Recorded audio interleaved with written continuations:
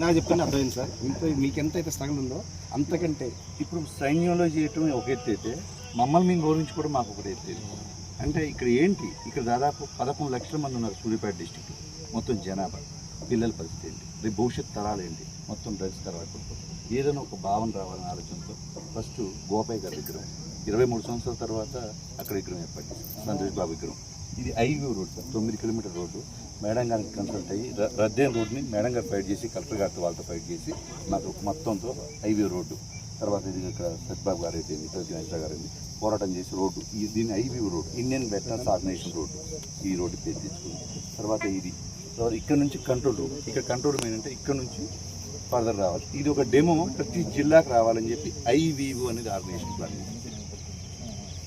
ఎందుకంటే మీలాంటి సమర్థులు ఎల్లోకి రావాలి. అందుకే ఇప్పుడు ఇందానే 2 మినిట్స్ బ్యాక్ నేను నేషనల్ ప్రెసిడెంట్ గారు అడిగితే నేను సార్సే బాత్ చేస్తాం, మళ్ళీ తమిళనాడు సార్ పడి నా ఉంది సార్ కూడా పేసును వరుణు ఇంత మరి వాళ్ళు వరుణు నాకు కూడా already Rajan sir Tamil Nadu president గారు, అంటే వేరే చోట ఉన్న ప్రెసిడెంట్ గారు ఏమన్నారంటే నా ఉంది సార్ కూడా పేసి ఎన్న ఇచ్చి ఫ్యూచర్లో ఎంత డీటెయిల్ వేయమో అది కడుపుకుంటున్నాను ప్లీజ్ సార్. ఎందుకంటే సమర్థుడు మ్యూట్లో ఉంటే అసమర్థులే రాజ్యాలు వెళ్ళిపోతారు. తర్వాత మాలాంటి మీ మీద అనాథలు అయిపోతాం సార్. ఎందుకంటే ఇక్కడున్న పాలిటిక్స్ కరప్షన్ అయిపోయింది, చాలా ఇబ్బంది అవుతుంది సార్.